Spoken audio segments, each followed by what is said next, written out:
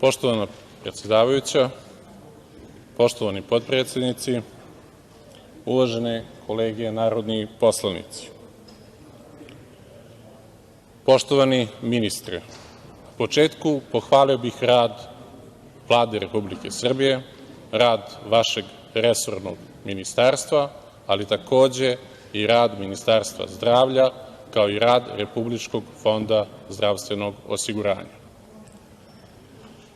Kolega Bakarec je govorio o najnovijoj projekciji koju su radili Evropska komisija i Međunarodni monetarni fond, gde Srbija beleži najmanji pad bruto društvenog proizvoda od 1,5% u Evropi. Ja bih dopunio gospodina Bakareca,